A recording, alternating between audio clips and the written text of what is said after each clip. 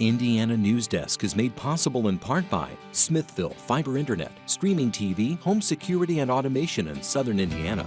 More information at smithville.com. Maller Grodner Attorneys, providing legal services to clients and the community. Understanding, expertise, results. Bloomington and Indianapolis. lawmg.com. IU Center for Rural Engagement, extending IU Bloomington resources to improve Hoosier lives in partnership with communities and organizations. rural.indiana.edu. And by WTIU members. Thank you. Coming up on Indiana Newsdesk. Cook Medical announced this week that it's cutting several hundred jobs. We redistributed those resources and are focused on workforce housing. What the cuts mean for Cook's future in Bloomington. Plus, price hikes on everything from tractor parts to seed are stretching farmers to the breaking point. You're talking what used to cost $3,000 or $4,000 now costs $7,000 or $8,000. Those are the things that are killing us. Ahead, the bleak future for some Hoosier farmers. And former Indiana Governor and Vice President Mike Pence is getting closer and closer to announcing his bid for the White House. Coming up, a political scientist joins us to talk about the future of the Republican Party and how Pence could fit in. Those stories, plus the latest news from across the state, right now on Indiana Newsdesk.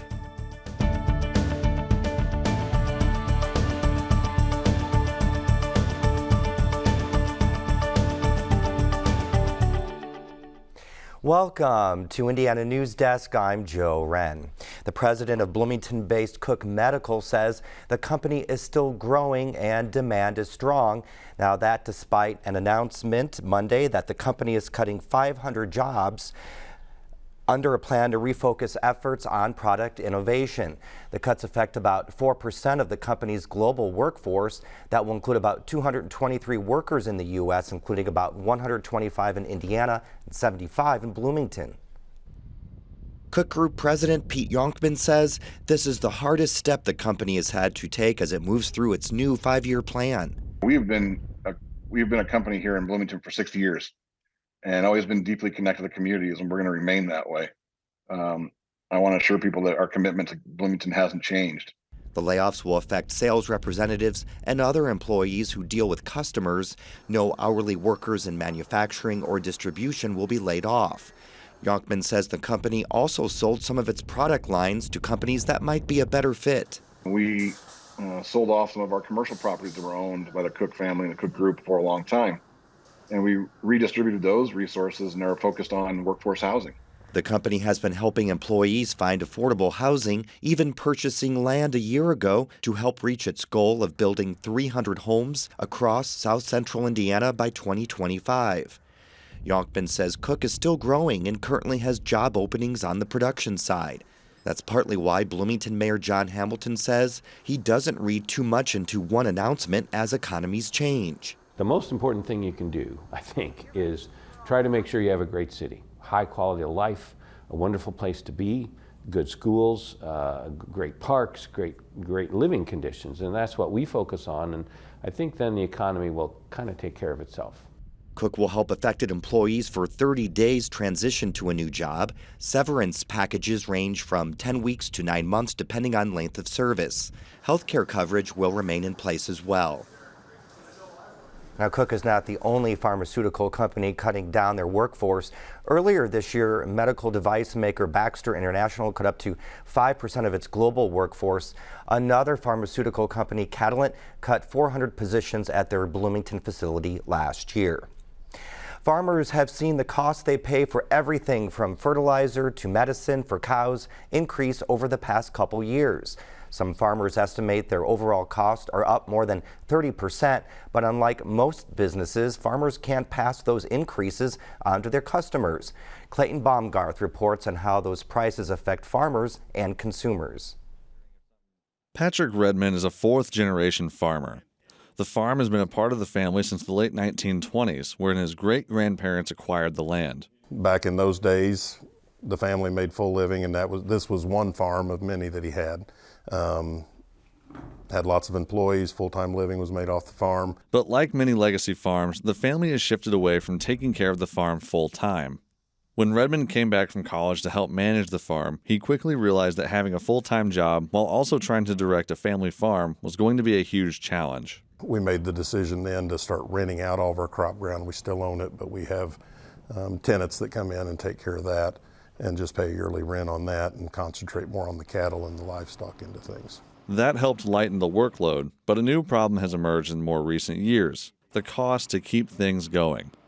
Input costs, including diesel fuel and fertilizer, have gone up significantly in the last few years, and it's made farming of all different sizes more challenging. Now all of a sudden, you're looking at for one tractor, another $60, $70, $80 a day in fuel by the end of a 5-day week, which no farm has a 5-day week. They're all 7, obviously, but you're an extra $500 a week, $2,000 a month, 4 months out of the year. And then there's all the little expenses that you have to account for. Redmond says, for example, the filters he has to replace every few months in his equipment shot up last year as well. This tractor specifically, one of them over there, used to always cost about $500 a year to buy the filters, $1,100 to buy the same filters last year. Yeah. And you had to wait a month to get them. Even vitamin shots and vaccines for cattle have seen massive price increases in the last few years. That cost doubled 2 years ago. And so I say that, the filters, the vaccines, you're not talking $100,000. You're talking what used to cost $3,000 or $4,000 now costs $7,000 or $8,000. Those are the things that are killing us. Worst of all, though, is the price of fertilizer, the cost of which Redmond says increased by nearly 80% last year, while nitrogen specifically was nearly $1,000 a ton, up from $400 a ton. That increase happened due to a lot of complex, interconnected issues on the supply side of the supply and demand equation. According to the chief economist of the Indiana Farm Bureau Federation, Todd Davis, it started back in August of 2021 when Hurricane Ida hit Louisiana, affecting the production of anhydrous ammonia. The largest plant that makes anhydrous is in Louisiana, and that plant has about 20% of U.S. capacity. So that plant was affected. So that was a big loss in the production of anhydrous. In September of that same year, China, the leading producer of phosphates, banned exports of the chemical compound. They also reduced the export of urea, another nitrogen fertilizer. The 2022 cold snap in Texas reduced gas production, which in turn slowed stateside fertilizer manufacturing. Finally, the war in the Ukraine disrupted supply chains out of Russia, another large producer of fertilizer. Even though fertilizer was excluded from any sanctions, this sort of disruption of trade flows does trickle back and affect the fertilizer market. While prices have cooled a little, farmers' outlooks are still overall sour on input prices, with high interest rates and decreasing land values also raising cause for concern. Farmers use their land as collateral for their business. And so as land values fall, then you're going to have their collateral gets a little more tenuous. And so it really just trickles through the whole ag economy. The issue with input prices being high is that agriculture is a market where producers are price takers, meaning that farmers are unable to charge more for their crop just because they had to put more money into producing that crop. There is some regional or national price that people will pay for a bushel of corn, and a farmer will, in most instances, have to just take the price at this current market for regional price. In Redmond's case, when the price of vaccines for cattle increased, the price of beef didn't increase with that cost. He now makes less profit per cow. He then decided that because of that, he'd decrease the size of his herd to compensate for that added cost. Producers have decided, input prices were high. I'm not going to do what I did last year, at least not to the same degree. And if nothing changes about consumer demand, ultimately the prices will increase because of scarcity. For Patrick Redmond, it all speaks to the idea of what it means to be a farmer in 2023, where so much of what makes a farm successful or not comes down to factors completely outside of their control.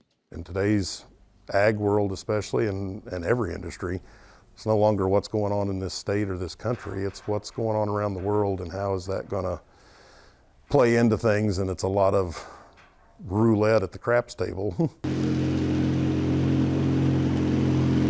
For Indiana Newsdesk, I'm Clayton Baumgarth.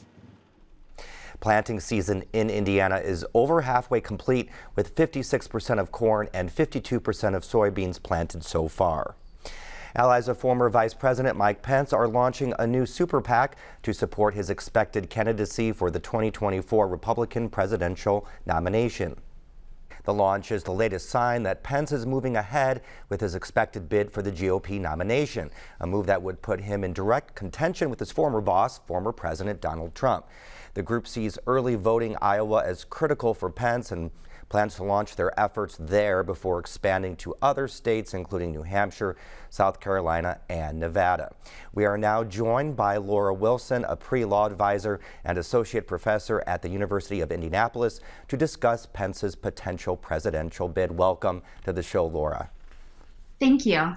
So this launch of this new super PAC, latest sign, Pence is expected to bid for the GOP nomination. What are experts saying about this move by the former Indiana governor? Well, it certainly does indicate that he will in fact run, even though he hasn't made that formal announcement just yet. And it's an important step because having this super PAC allows him to start fundraising immediately, even absent that announcement. Now, the founders of the super PAC, this is the Committed to America PAC, have talked about it as a rebranding of sorts for Pence. And of course, he's probably best known for being the vice president to former President Donald Trump, who's also running and has announced that he wants to be president in 2024. But this would allow him to separate himself in a certain way and start to kind of refashion, give us a sense of what his campaign would be, who Pence would be like as a presidential candidate, and who he'd be like if he was ultimately elected to presidency. You know, public perceptions of Pence colored by his time in the Trump administration. How do you think Indiana voters will respond to that? Generally, I think they will still respond fairly positively. And of course, we're talking about Republican voters in the primary. I think they know Pence best, right? And he's always said that he is a Christian, a conservative, and a Republican. And that, I think, would play fairly well, especially amongst Republican voters here in the Hoosier state. The larger question, though, that looms is that he doesn't need Indiana necessarily as much as he needs New Hampshire, Iowa, South Carolina, as you said in the introduction. Indiana has late primaries, and we're not the largest state. So I think in terms of how he positions himself, as much as he cares for his home state, really his concern has to be in some of those other states earlier in the primary season, and also being able to differentiate himself from some of the other candidates who've either declared formally, like Trump or Haley, but really like Ron DeSantis, who hasn't declared, but is another speculated candidate we expect will announce very soon. Yeah, I'm just going to add, you know, Pence faces an uphill battle to the nomination. A lot of the attention, as you say, focused on Trump, Florida Governor Ron DeSantis. Do you think Pence will be taken seriously as a contender within the GOP? I think he should be taken seriously, but a lot of the polling indicates he still has a long way to go. There were 3 separate polls in May earlier this month, and he hovers right around 5% in terms of likely Republican primary voters that would select him, whereas you have Donald Trump in the 50%, Ron DeSantis in the 20%, right? And third place is better than 4th or 5th, but of course, 1st, 2nd, 3rd, you have to be the first in terms of winner-take-all politics. So I think that is something that he's going to have to, it's a challenge for his campaign. He's going to have to overcome very quickly in order to be successful beginning the primary season. We just have under 30 seconds, so really quickly, President Biden said he will run again as the Democratic nominee. How do you think voters will respond to this? Well, I think they will be looking at him and making an evaluation. Are they better off now than they were 4 years ago? We don't expect necessarily to have a strong Democratic challenger against an incumbent president. That could potentially happen. But for Biden, he has a record, and his argument is going to have to be, I will continue this, you're better off now, and you will be 4 years from now if reelected. Laura, thank you so much. Appreciate your time. My pleasure. Thank you. Coming up next on Indiana Newsdesk. A new report says elderly loneliness is an epidemic that can have health implications just as serious as obesity or heavy smoking. And Governor Eric Holcomb has pushed back against a proposed rule to include transgender girls under Title IX protections. These stories and more right here on Indiana Newsdesk.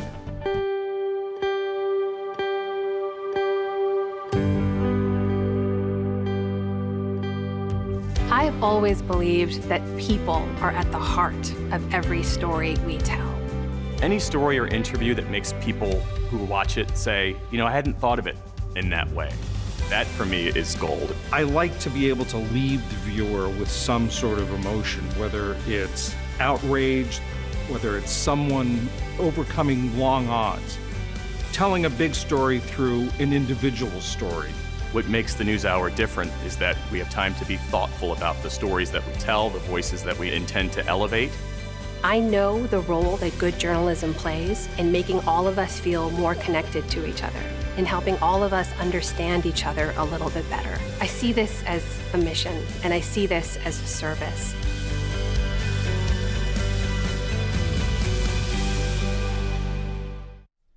Welcome back to Indiana Newsdesk. A recent U.S. Surgeon General advisory declares loneliness a public health epidemic, outlining the effects of and risks of isolation. As WTIU's Benta Boutier reports, young people have been especially affected by rising levels of isolation, but older adults are vulnerable too. The Surgeon General's report this month says social connection has declined for decades, but the sharpest drops happened in the last 3 years. Community resources for connection, like the Area 10 Agency on Aging and Enright Community Center, had to move classes online or alter them for safety during the pandemic. The centers have reopened and more people are coming out, but the rates of depression and loneliness haven't returned to pre-pandemic levels. People tend to retreat to their safe spaces, to their homes, and when you're retired or you're not working or you don't have this commitment, to a certain organization or whatever you might be doing outside the home, you tend to find reasons to stay home. A 2020 survey found 43% of adults older than 60 reported feeling lonely. But not Jim Dunbraber, who's in his 70s and lives alone. I wouldn't classify myself as lonely. To be honest, I find myself good company. And I hope that doesn't sound pretentious or anything.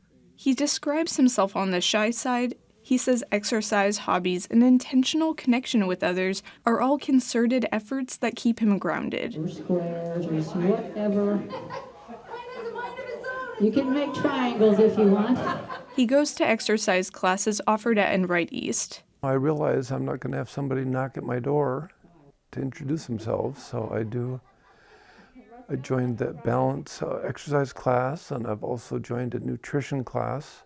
He sends a daily email that ranges from a joke, quote, or nature photograph, depending on the day of the week, to his family and friends. An animal on Wednesdays, so I sent that one Wednesday. Let me see if I can find a couple different ones that I sent. And he goes on walks at the YMCA track to keep his legs strong, since he had polio as a kid. All right, here it is, a lovely day at the YMCA off Winslow Road. And this is where I come every day to walk at least 2 laps around here, listen to headphones, and enjoy the spring coming on. The Surgeon General's report says loneliness can have health implications just as serious as obesity or heavy smoking, and is correlated with premature death.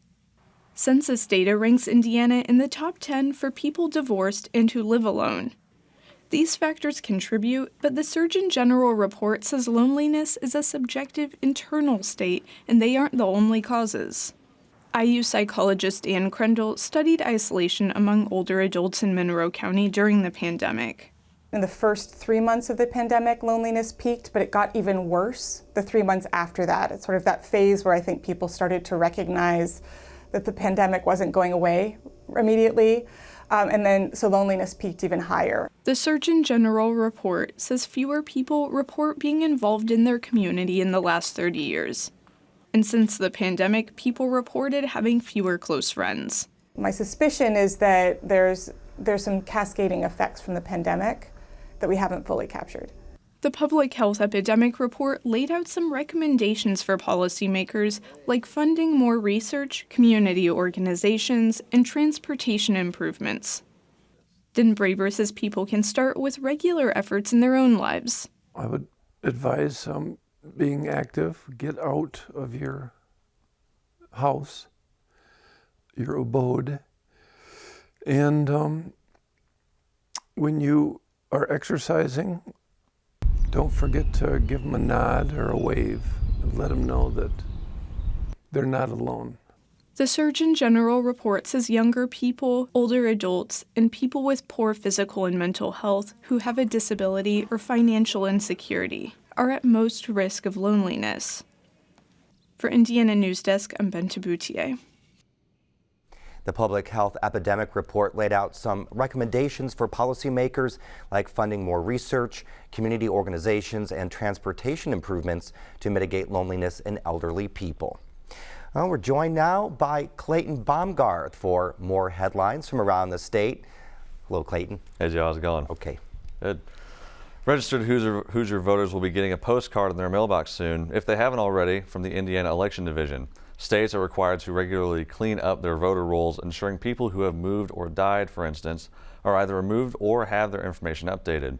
If you receive a postcard and it incorrectly lists your name and address, you do not have to respond. If 2 postcards get returned to the Election Division as undeliverable, a person's registration can still only be canceled if they also haven't voted in 2 consecutive federal elections. The Monroe County Election Board will forward the findings of its investigation into a Bloomington City Council candidate suspected of running under a false address to the Monroe County Prosecutor and the Indiana Attorney General's office. Board members reached that decision at Thursday hearing, at which candidate David Wolfbender appeared before the board for the first time since the investigation began. If there are any mistakes on any forms or with any eligibility problem, I will do anything to try and fix them. If they can't be fixed, then I'll leave the race. Like that's how serious I am about making sure this is all right. Bender came under investigation in early March after Monroe County Republican Party Vice Chairman William Ellis questioned Bender's residency. Ellis's complaint was based on a February 17th Indiana Daily Student article that cited an anonymous neighbor who said Bender does live at the address on his filing form. Heavy construction is underway on I-465, much of which will take place this summer. All I-465 eastbound lanes between I-65 and I-70 will be closed to traffic from June 2nd to the 21st. All westbound lanes will be closed July 7th through the 29th. Indiana Department of Transportation Communications Director Natalie Garrett says the project will add lane capacity to I-465. We'll have hundreds of crews out 24 hours a day, 7 days a week, completing this work. So we can, get in there, get done what we need to get done, and get out. Construction on the interchange will last through 2024, although according to NDOT, some travel restrictions may last into the next year. Governor Eric Holcomb signed on to a letter pushing back against the U.S. Department of Education's proposed rule to include transgender girls under Title IX protections. That's despite vetoing Indiana's transgender girls sports ban last year. Title IX prohibits discrimination on the basis of sex for education institutions. The proposed DOE rule pushes back on bans across the country for transgender girls to participate in girls' school sports. The letter, signed by 25 of the 26 Republican governors, said the Biden administration is overextending a Supreme Court ruling that extended protections against employment discrimination on the basis of sex to transgender employees. The governor's letter called the proposed rule part of the Biden administration's relentless pursuit of draconian enforcement of its gender ideology. Gary advocates have filed a federal civil rights complaint against the Indiana Department of Environmental Management. They say the agency's decision to renew a permit for a waste processing facility disproportionately harms Black and brown residents in Gary. Members of Gary Advocates for Responsible Development, or GARD, worry that the Maya energy plant will increase air pollution and truck traffic. It would also be right across the street from a school. It hasn't been built yet, but last month IDEM renewed the plant's permit for a decade. Not having to go through the process of being accountable for 10 years is absurd, because in 10 years so many things can change, so many violations can happen. Among other things, GARD wants the EPA to investigate IDEM's permitting practices, requiring the agency to consider environmental justice when issuing permits and temporarily revoke Maya Energy's permit. IDEM declined to comment. Bloomington's Animal Control Commission wants City Council to consider a ban on deer feeding. The commission's director says feeding deer makes them congregate in areas they normally wouldn't, which can create conflicts between neighbors. So if we can stop feeding the deer, we can hopefully decrease our conflict around the deer, and we can all enjoy their presence here in Bloomington. The city has received 60 wildlife complaints since creating a reporting system in place in 2021. The City Council hasn't received a formal proposal. The city's legal department and mayor's office are still reviewing the recommendations. The Bloomington City Council has authorized the spending of over $1 million in American Rescue Plan Act funds for first responder incentive programs. The funds will be spent on a $100,000 no-interest down payment home loan program for firefighters and police, and bonuses for firefighter union employees. The city does not have a clear timeline for establishing the program and is still working on negotiating an agreement with a local bank to establish the initiative. Mortgage loans are a very highly regulated industry, so the bank has a lot of hoops that they've got to go through in order for us to put the program in place. The city says 4 firefighters and 1 police officer have expressed interest in the down payment assistance program so far. And Joe, 21 new firefighters will be joining the department this summer. That was an interesting question during the primary debates too, so we'll see how that unfolds next year. That's the end of this program, but we'll continue our work online as we cover the news throughout the week at WTIUnews.org. Have a great weekend.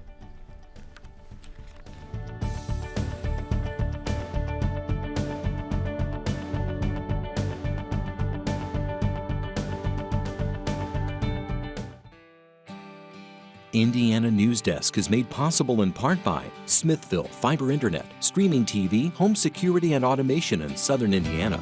More information at smithville.com. Mallard Grodner Attorneys, providing legal services to clients and the community. Understanding, expertise, results. Bloomington and Indianapolis. lawmg.com.